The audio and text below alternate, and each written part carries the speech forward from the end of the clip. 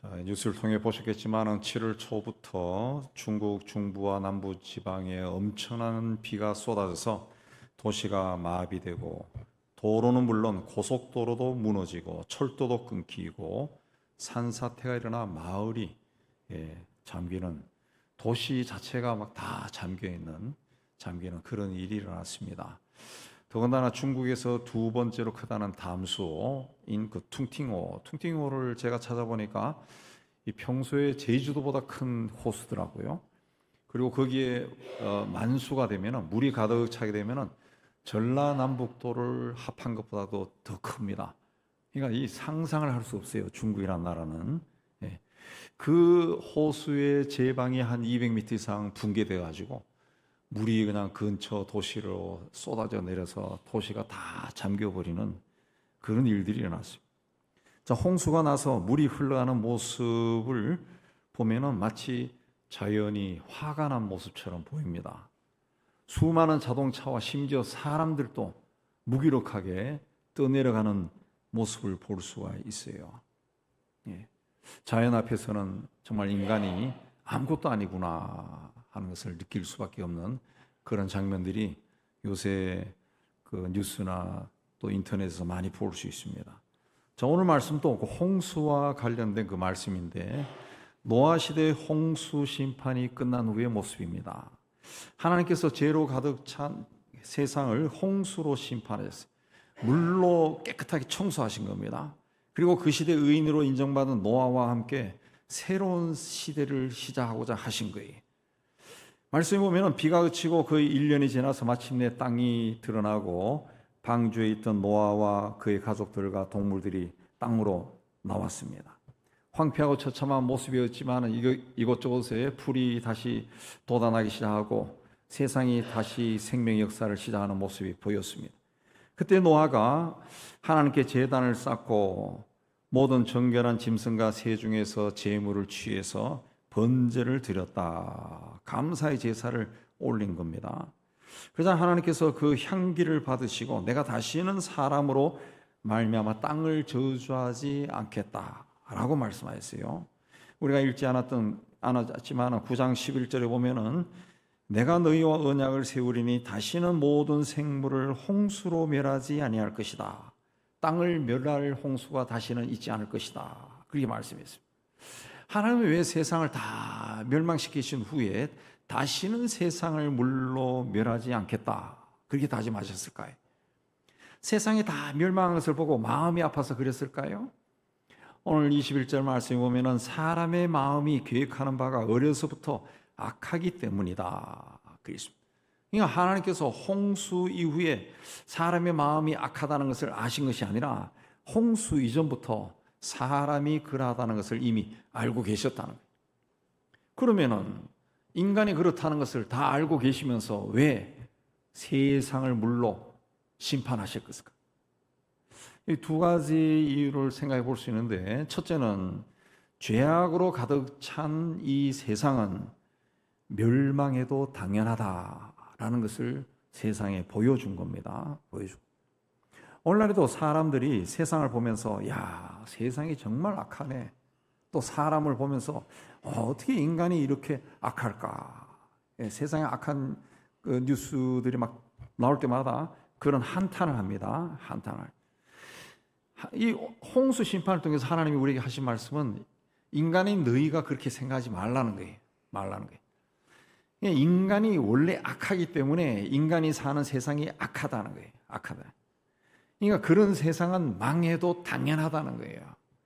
그러니까 그런 세상에 살면서 뭐 세상이 어쩌고저쩌고 더 이상 말하지 말라는 거예요. 너가 사는 세상은 그런 세상이라는 거예요. 그런 세상이라. 두 번째는 물로 쓸어버리는 것으로 세상을 새롭게 할 수 없다라는 것을 말하는 겁니다. 왜냐하면 사람의 마음이 악하기 때문에 홍수 이후에도 홍수 이전과 다를 바가 없다는 거예요. 그냥 홍수 이후에도 멸망당해도 마땅한 세상이 계속된다는 거예요. 예. 그러나 하나님은 이제 영원히 홍수로 세상을 멸하지 않겠다 분명하게 약속했습니다. 그래서 그 증거로 9장 13절에 보면은 무지개를 구름 속에 두셨다. 무지개는 하나님이 사람뿐만이 아니라 모든 생명과 세우신 영원한 언약이에요. 우리가 그렇게 세우자고 한 것이 아니라 하나님이 세운 언약입니다. 세상이 죄로 가득 차고 또 멸망받아 마땅한 곳이라 할지라도 다시는 세상을 홍수로 심판하지 않겠다. 이 하나님의 다짐이에요. 다짐입니다. 근데 우리가 뉴스나 이런 신문을 통해서 알고 있지만 동성애 하는 사람들 퀴어 축제 할 때마다 그 무지개 깃발을 가지고 등장합니다. 이 무지개 깃발은 1978년 길버트 베이커라고 하는 사람이 처음으로 만들었는데 그 깃발이 왜 그런 색깔을 띠게 되느냐라는 것도 그 설명하면 또 한참 걸립니다. 여러 가지 이유가 있어요. 어쨌든 저런 걸 해가지고 오늘날 처음이나 지금이나 그 비슷합니다. 또 동성애자들이 들고 퀴어 축제할 때 무지개 깃발을 들고 나갑니다. 그 무지개는 무엇을 뜻합니까? 성경에서 하나님이 우리를 멸망시키지 않는다 그런 뜻이에요. 근데 뭘로 멸망시키지 않아요? 홍수로 멸망시키지 않는다. 물로 멸망시키지 않는다. 자, 물로 멸망시키지 않는다라는 것은 다른 것으로는 멸망시킨다는 거죠. 동성애 하는 자들이 에이즈 걸리고 다른 합병증으로 많이 죽어요. 많이 죽어요. 물로는 멸망 안 하지만 다른 것은 멸망한다. 그런 뜻인데 이 사탄은 항상 하나님 말씀을 비틀어서 사람에게 전합니다. 사람이 전해요. 모르는 사람은 이게 사탄이 하는 말인지 하나님이 말인지를 분별도 할 수가 없죠. 이 하나님의 말씀을 비틀은 건지 아닌지를 모르는 거죠. 근데 우리가 봤을 때는 이 하나님의 말씀을 비틀은 거죠. 하나님은 물로 세상을 다시 멸망시키지 않는다라고 무지개를 보여줬는데 그 하나님의 그 뜻에 불복종하는 사람들은 그걸 비틀어 가지고 그 무지개 깃발을 들고 다닌다. 거짓말에 속아 넘어간 겁니다. 하나님은 21절에 내가 다시는 사람으로 말미암아 땅을 저주하지 아니하리니 그랬습니다. 땅을 저주하지 않겠다는 거죠. 그래서 땅이 있을 동안에는 땅에는 저주가 없습니다. 비록 제약이 깊고 속속들이 썩어 들어갈 것이고 멸망에 마땅한 세상이지만 세상은 없어지지 않아요. 하나님이 창조하신 세상은 사라지지 않습니다. 변화되고 치유되고 회복될 겁니다. 회복될지언정 사라지진 않는 거예요. 물론 지금 또 세상은 멸망을 향해 치닫고 있습니다. 스스로 죽을 자리를 파고 있고 죄가 죄를 낳고 욕망이 욕망을 낳고 서로 다투고 미워하고 싸우고 분열하고 죽이고 죽임을 당하고 그렇게 있습니다. 지구촌을 다 폭파하고도 남을 핵무기가 가지고 있습니다. 자연재해도 점점 심해져서 쓰나미는 곳곳에서 일어나고 가뭄도 홍수도 또 산불도 전쟁의 소식도 그치지 않습니다. 우리가 봐도 금방 무너질 것만 같은 징후들이 곳곳에 보입니다. 도덕윤리도 점점 파괴되고 무너지고 타락하고 있습니다. 정말 종말이 얼마 남지 않았다. 그런 징후도 보이고 우리가 좀 생각하기도 이런 세상 한번 망했으면 좋겠다. 그런 생각이 들 때도 있어요. 어느 날 갑자기 핵이 터질 것 같은 위기감도 온 세상에 충만합니다. 그래서 미국에서는 핵이 터져도 살 수 있다는 컨테이너가 고가에 팔린다고 하고 있죠. 그러나 세상은 무너지지 않습니다. 사람이 하는 짓을 보면 세상은 100번 더 망해도 마땅합니다. 그런데 금방 무너질 것 같은 이 세상이 오히려 과학기술 문명의 발달로 비약적으로 발전하고 더 살기 좋은 세상이 되어가고 있습니다. 왜 그렇습니까? 하나님께서 이 무지개로 세운 언약을 기억하고 세상을 붙들고 있기 때문에 그렇습니다. 홍수와 같은 온 지구에 임하는 그런 심판을 하지 않겠다고 하신 언약이 있기 때문에 그래요. 하나님이 그 모든 생명과 하나님과 모든 생명이 언약으로 묶여 있어요. 이 언약을 깰 수 있는 자는 아무도 없습니다. 그러므로 내일 당장 세상이 무너질 것 같아도 우리는 두려워할 이유가 없습니다. 세상은 죄악으로 가득 차서 멸망에 마땅한 곳입니다. 하나님이 한순간에 연기처럼 사라지게 한다 할지라도 할 말이 없습니다. 인간이 타락하고 부패한 이 세상을 개혁하기 위해서 바꾸고 또 바꾸고 혁명을 하고 또 교육과 복지 제도를 개선하고 노력해도 새로워지기가 굉장히 힘듭니다. 선한 일을 위해서 엄청난 돈을 퍼부어도 그 틈으로 악한 것들이 항상 기어들어가서 자기 배를 채우고 또 그 질서를 흐트르고 그 세상이 그렇습니다. 그러나 이 세상은 하나님이 창조하신 세상이고 하나님이 세상의 주인이고 무지개로 언약을 맺은 세상입니다. 또 주님이 다시 오실 세상입니다. 그때 주께서 다시 회복할 세상이에요. 그때까지 하나님이 세상을 붙잡고 있다. 그러므로 세상이 아무리 어둡고 절망이 흘러넘친다 할지라도 하나님의 부름을 받은 우리는 우리의 삶의 자리에서 하나님이 맡기신 일을 묵묵하게 감당해 나가면 됩니다. 내가 다시는 사람으로 말미암아 땅을 저주하지 아니하리니라고 했습니다. 땅을 저주해서 땅을 멸망시키지 않겠다 그랬어요. 이거는 다른 방식으로 세상을 심판하겠다는 그 하나님의 뜻이 들어가 있습니다. 그게 뭡니까? 십자가입니다. 십자가는 물로 세상을 심판하는 것과는 전혀 다른 방식의 심판입니다. 홍수 심판은 죄값을 사람과 생명에게 직접 물은 겁니다. 그러나 십자가는 하나님 자신이 심판받는 겁니다. 그러니까 죄의 값을 하나님 자신에게, 하나님 아들에게 대신 물은 거예요. 세상의 죄값을 물으면 세상을 심판할 수밖에 없지만은 그렇게 해서도 세상을 새롭게 할 수가 없어요. 그래서 하나님 스스로 죄값을 짐으로써 세상을 새롭게 하고자 하신 겁니다. 심판의 대상을 세상이 아니라 하나님으로 바꾼 겁니다. 죄성을 가진 인간으로서는 상상도 할 수 없는 어마어마한 일을 하나님이 계획하신 겁니다. 그래서 마침내 하나님의 독생자가 죄로 가득한 이 세상에 오셔서 인간의 죄값을 십자가에서 치르셨어요. 하나님의 독생자가 우리를 대신해서 심판을 받으심으로 세상이 심판을 받은 겁니다. 이후 예수 안에 있는 자들에게는 어둠과 죽임과 거짓과 죄악의 세력이 사라졌어요. 그리고 죄 가운데 살면서 하나님의 심판을 불러일으키는 자가 아니라 하나님의 영으로 충만해서 평화와 사랑과 감사함으로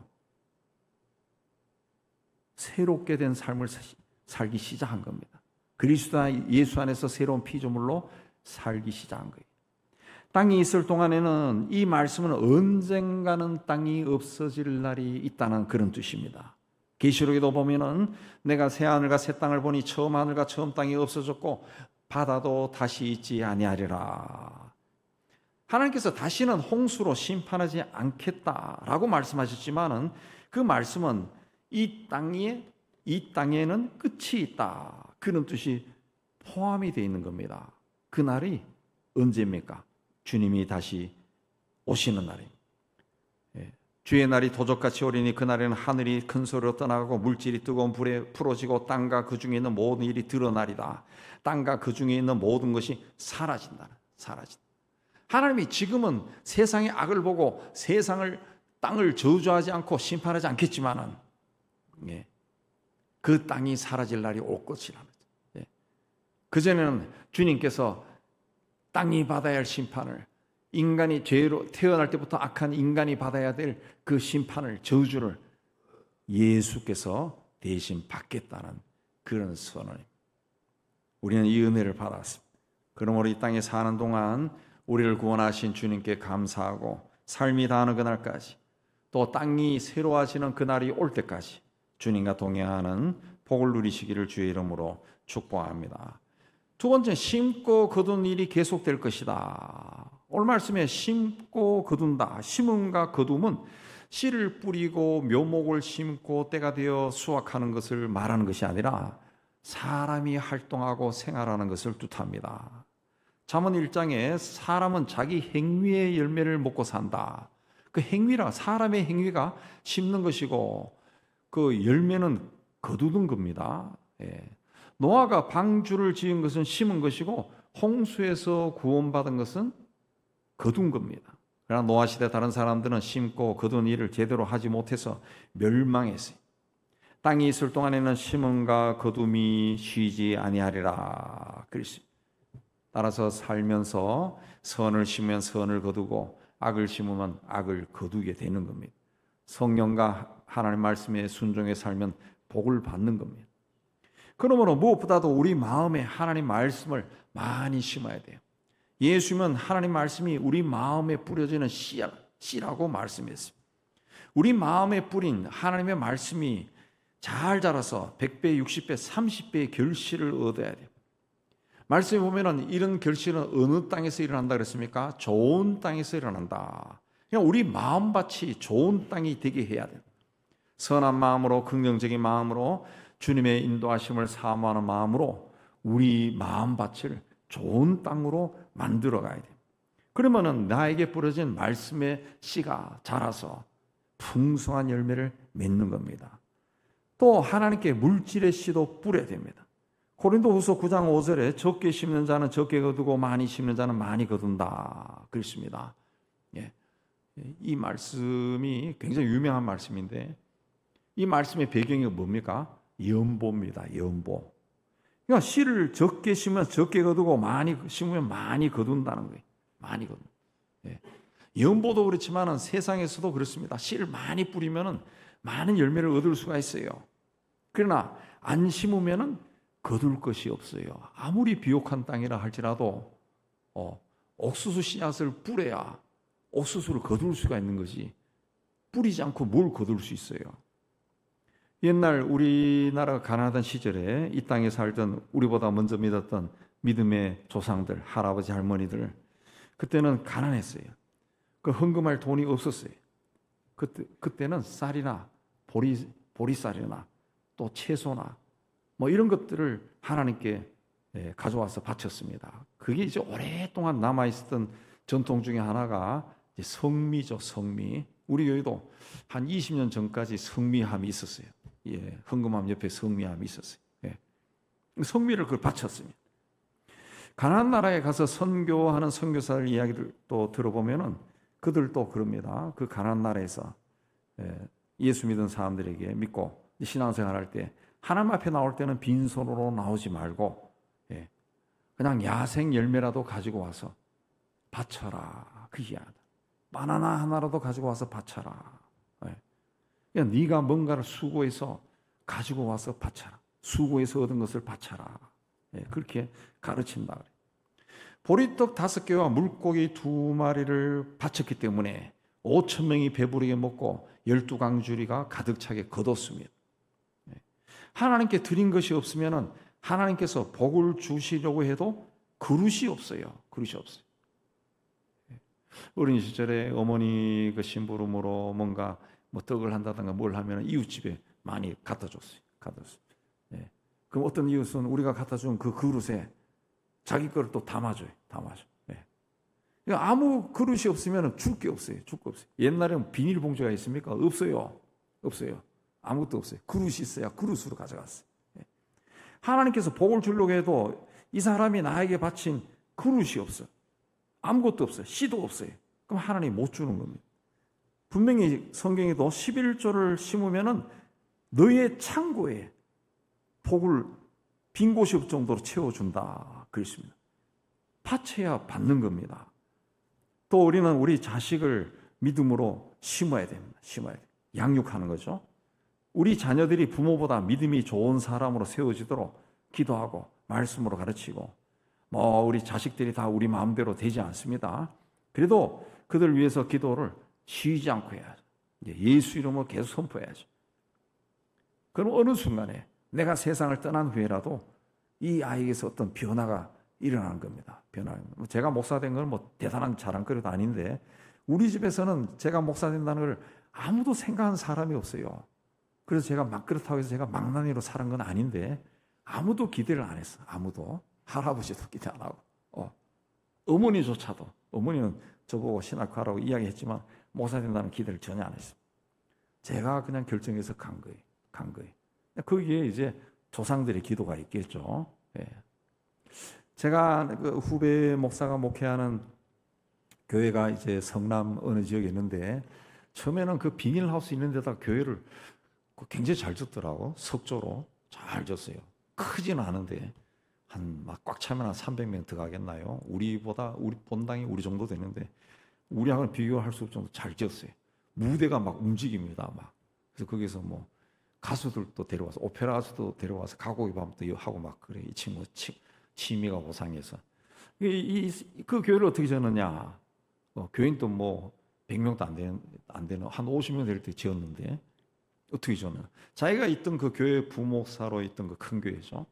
그 교회에 있는 어느 신자 가족이 이 친구가 이제 개척교회 하는 걸 알고 자기 돌아가신 아버지 어머니를 기억하면서 기념교회를 짓고 싶다. 그래서 땅 사는 값부터 인테리어 전등 다는 값까지 다 준 거예요. 다 준 거예요. 그리고 그분들은 다 미국에 이민 갔어요. 그러니까 그 교회에 나오는 사람도 없고 간섭하는 사람도 아무도 없습니다. 그냥 온전히 다 하고 그냥 떠나간 거예요.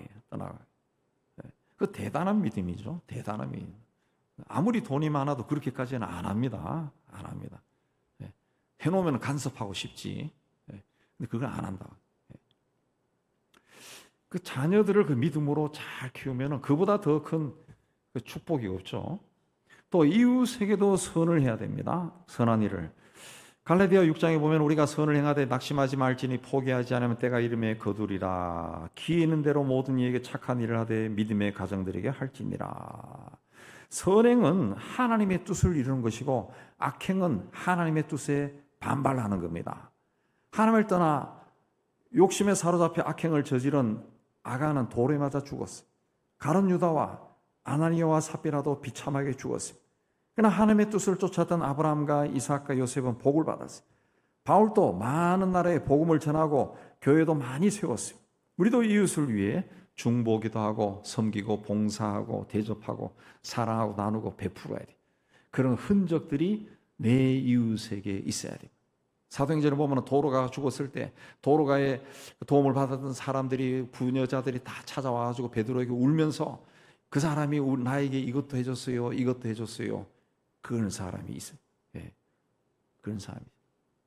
내가 죽었을 때 나도 모르는 사람들이 와서 눈물을 흘릴 수 있는 그런 선한 일을 해야 됩니다. 그래서 이사야서에도 보면은 이사야 3장에 보면 너희는 의인에게 복이 있으리라 말하라.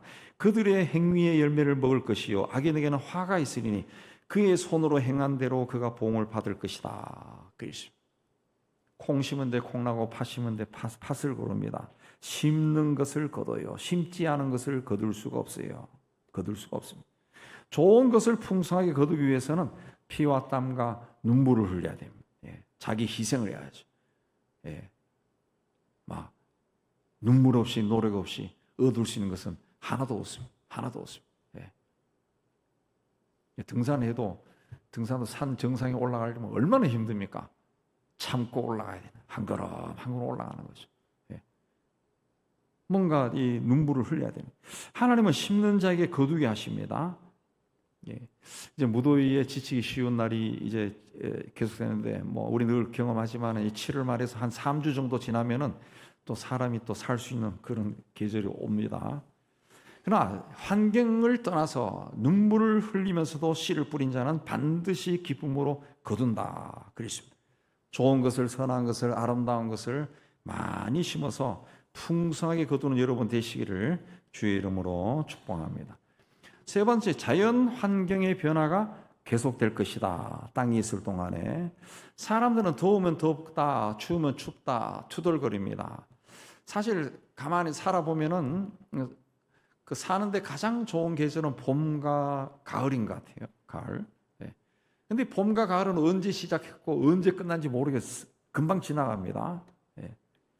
그래서 이 노래나 시는 이 봄과 가을에 관한 것이 제일 많은 것 같아요. 제일 많은. 뭔가 아쉬운 거예요. 뭔가 뭐 온 것 같기도 한데 떠나가 버려요. 뭔가 아쉬우니까 그 붙들고 싶어서 시도 쓰고 노래도 나오고 막 그래요. 근데 하나님께서 세상을 창조하실 때 사람이 살기에 참 좋은 날씨를 주셨으면 얼마나 좋았을까 그런 생각도 듭니다. 근데 사실 하나님이 세상을 창조하실 때는 사람이 살기에 가장 좋은 곳으로 지으셨어요. 문제는 아담과 하와가 불순종해서 세상에 죄가 들어온 이후부터 헝클어지기 시작한 겁니다. 그때 온 세상에 죄가 가득 차니까 하나님께서 홍수로 심판을 하셨고, 그 심판 이후에 날씨와 온도와 계절의 변화가 온 거예요. 오늘 말씀에 추위와 더위와 여름과 겨울과 낮과 밤이 쉬지 아니하리라. 이전처럼 좋은 날이 계속되는 것이 아니라 온도와 계절의 변화가 있을 것이라는 거죠. 사계절 속에 살아가는 우리는 당연하게 받아들이지만은 이 말씀에는 하나님의 오묘하신 뜻이 있습니다. 이 온도와 계절의 변화를 통해서 자연 만물뿐만 아니라 사람의 수명이 단축되는 거예요. 이 죄가 가득 찬 세상이 몇백 년 지속된다고 생각해 보세요. 아주 악한 자가 나와서 세력을 규합해서 몇백 년 동안 막 세상을 유린한다고 생각하면 세상이 얼마나 고통스럽겠어요. 그러나 어떤 사람이라 할지라도 때가 되면은 생명이 끝난다는 거예요. 끝난다. 그래서 홍수 이후에 하나님께서 태어나면서 어려서부터 마음이 악한 인간의 생명을 서서히 줄여서 세상에 악이 더 이상 퍼져나가지 못하도록 악을 통제하신 거예요. 악이 억제되도록 하신 겁니다. 실제로 성경에서 홍수 이전과 이후의 사람들의 수명을 비교해 보면은 홍수 이전에 살았던 사람들은 거의 800년, 900년입니다. 좀 일찍 죽은 사람도 한 700년 그렇게 살았어요. 근데 홍수 이후에는 점점 수명이 줄어듭니다. 아브라함은 175세에 죽고, 아내 사라는 127세에 죽었고, 아들 이삭은 180세에, 또 손자는 147세에, 야곱은 147세, 요셉은 110세에 죽습니다. 오늘 우리의 수명하고 거의 비슷해집니다. 홍수 이후에 또 하나의 큰 변화는 인간이 고기를 먹게 된 거예요. 9장 3절에 보면 모든 산 동물은 너희의 먹을 것이 될 것이다. 그래서 홍수 이전에는 씨 맺는 모든 채소와 과일 열매를 먹었습니다. 열매를 먹었어요. 그러나 홍수 이후에 고기를 먹게 된 고기를 먹으면서 서서히 인간의 몸에 변화가 오면서 생명이 단축되게 된 겁니다. 고기를 통해 가지고 고기와 더불어 모든 병이 다 온 거예요. 모든 병이.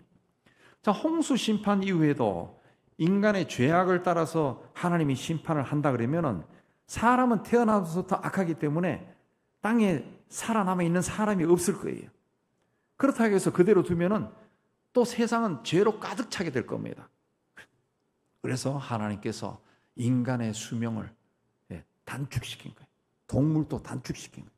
하나님의 섭리고 지혜입니다. 또 우리를 죄가 흘러넘치는 이 세상에 영원히 계속 오랫동안 살게 하는 것보다 더 좋은 곳으로, 하나님이 계신 곳으로 불러들이려는 하나님의 배려라는 거죠. 배려. 옛날이나 지금이나 사람들은 어떻게 하면 건강하고 오래 살까, 이 생각을 제일 많이 합니다. 그래서 운동도 하고 좀 아프면 병원으로 쪼르륵 달려가고 그래요. 저도 백내장 수술을 했지만은, 백내장 수술하면은 기존의 수정체를 뽑아내고 그 인공 수정체를 넣지 않습니까? 저 삼성병원으로 새는데 의사가 잘못한 것 같아요. 그래서 하고 나서도 막 이 도수가 안 맞아가지고 막 2겹, 3겹으로 막 보여요. 한 몇 년 힘들게 하다가 어떻게 알게 돼가지고 다시 강남에 가서 그 재수술하는 전문 병원이 있더구만. 그걸 특화된 병원. 그래서 이거 하니까 또 그 눈 알 위에 필름 같은 걸 또 씌웠어요. 그러니까 이제 시원하게 보기 시작하더라고요. 임플란트는 또 어떻습니까? 저도 임플란트 했는데 상한 이빨을 뽑아내고 신경을 죽이고 이빨을 또 채워놓고 거기 또 나사못을 받고 인공 이빨 심잖아요. 그러면은 아우 이제는 안 아프네 하고 고기도 씹을 수 있어 하고 자랑스럽게 이야기한다. 앞으로 생명공학이 발달하면 심장이나 폐나 심지어 피까지 인공적인 것으로 교체할 수 있다는 거예요. 그러면 인간의 생명이 늘어난다는 거예요. 아프지 않다는 거예요. 나아가 유전자 조작을 하면 장애아도 태어난 것을 막고 병도 고칠 수 있고 우수한 유전자를 또 가진 아이가 태어나게 할 수 있다고 한다는 거죠. 그러나 이것은 인간의 생사합을 주관하시는 하나님께 대적하는 행위가 되죠. 아담과 하와가 선악과를 따먹었을 때 하나님께서 저 녀석들이 생명나무도 따먹을 것 같다 해서 천사를 통해 가지고 그 차단시켜 버렸는데 인간이 이제 생명을 건드리기 시작한 거죠. 예. 그건 이제 선을 넘는 것이기 때문에 그 정도까지 오면은 아마 주님이 오시지 않을까 그런 생각이 듭니다. 예. 또 겨울이 되면 춥고 여름이 되면 더울 것이고 낮과 밤이 계속할 것이다. 이 말은 환경이 완전하게 달라진다 할지라도 두려워하지 말고 환경을 극복하라는 그 뜻이 또 있습니다. 환경에 따라서 감정에 따라서 왔다 갔다 하지 말고 모든 환경과 조건을 극복하고 하나님과 동행하는 삶을 살아라. 그러므로 비가 오고 눈이 오나 천둥이 치고 벼락이 치나 주일이 되면 예배의 자리에 나와서 살아계시고 나에게 생명과 이 땅에서 삶을 주신 하나님을 예배해야 됩니다. 우리가 늘 할 수 있으니까 참 늘 그냥 일 하고 또 피곤하면 오늘은 집에서 하지 뭐 하고 스마트폰 예배 드리고, 제가 이런 이야기하면 집에서 스마트폰 예배 드리는 사람 질리겠지만은 그런 사람도 있을 거예요. 그러나 여러분, 세계 곳곳에는 이 예배를 드릴 수 없는 사람들이, 크리스찬들이 굉장히 많습니다. 심지어는 파키스탄이나 방글라데시나 이런 인도나 이런 데서는, 아랍 지역에서는 예배를 드리는 그 시간에 이슬람 교도나 다교도들이 들어와서 총을 난사하고 화염병을 던지고 난리가 나는 그런 경우도 있어요. 그래서 우리가 이렇게 편안하게 예배 드리는 이 시간을 굉장히 중요하게 여겨야 돼요. 우리가 살면서 또 아프면은 예배를 드리고 싶어도 예배당에 갈 수가 없어요. 지금 건강할 때 하나님 앞에 열심을 내야 돼요. 심어야 거두는 겁니다. 적으나 많으나 11조는 하나님의 그 심을 고백하고 드려야 돼요. 시간적 여유가 있으나 없으나 주님을 섬기는 일에 열심을 내야 돼요. 주님이 오실 때까지 주님 앞에 서는 모습에 변화가 없어야 돼요. 노아는 방주를 만들 때 눈이 오나 비가 오나 춥거나 덥거나 폭풍이 불거나 날씨 탓하지 않았습니다. 그저 하나님의 말씀대로 자기가 해야 할 일을 성실하게 최선을 다했습니다. 그래서 다가올 홍수를 예배하고 온 세상이 멸망당하는 그 지경에서도 구원받았습니다. 하나님은 세상을 창조하시고 세상을 경영하십니다. 더운 날이면 더운 대로, 추운 날이면 추운 대로 우리 생명이 다할 때까지 우리의 삶을 인도하시고 우리를 경영하시는 거예요. 세상을 지으시고 경영하신 하나님이 우리 아버지입니다. 그분은 우리를 사랑하시고 우리를 위한 선한 계획을 가지고 있습니다. 지금 내 삶이 곤가고 고통스럽고 괴롭고 힘들고 어그러진 것이 많고 막힌 것이 많다 할지라도 하나님이 우리를 위해 가지고 계신 계획은 선하시다는 것을 믿음으로 고백하시기 바랍니다. 우리 개개인의 삶도 그렇습니다. 내가 생각할 때는 요게 있으면 굉장히 좋을 것 같은데 하나님이 뭐 째째하게 이거 안 주냐 이런 생각이 들 때도 있지만, 하나님이 째째한 게 아니라 내가 째째한 거예요. 그거 하나님이 나에게 주시면 내가 하나님 앞에 열심히 내지 않습니다. 하나님 앞에 제대로 서지 않습니다. 하나님이 지금 나에게 주신 것이 가장 좋은 것이고 내 삶을 가장 선하게 인도하신다는 것을 고백해야 돼요. 그게 믿음입니다. 하나님의 인도하심을 믿는 거죠. 믿는 거예요. 근데 거기에 대해서 자꾸 그 불평하고 원망 가지면은 있던 믿음마저 막 사라지는 거예요. 그저 내가 살아가는 이 삶의 자리에서 내가 최선을 다하고 성실하게 열심히 주님과 동행하는 삶을 살면은 지금은 곤고해도 언젠가는 하나님께서 우리를 테스트한 후에 됐다.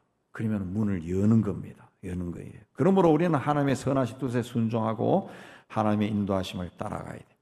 땅이 있을 동안에 이 세상을 향하신 하나님의 뜻을 이루어가서 하나님의 기쁨과 자랑이 되는 여러분의 존귀한 삶이 되기를 주님의 이름으로 축복합니다. 하나님 아버지, 우리가 이 땅에 살아가는 것도 하나님이 사람으로 태어나게 하신 것이고 이 땅이라고 하는 것이 세상이기 때문에 우리가 세상에 살아가고 있는 줄로 믿습니다. 우리 참 연약합니다. 아무것도 아닙니다. 하나님이 주신 생명으로 하나님이 지으신 땅 위에서 하나님이 허락하신 기간 동안만 살다가 떠나가는 연약한 인간에 지나지 않습니다. 감사함으로 우리의 삶이 다하는 그날까지 주님과 동행하는 저희가 되게 하여 주옵소서. 이 땅을 향한 주님의 뜻이 이루어지기를 원하며 예수님 이름으로 기도하옵나이다.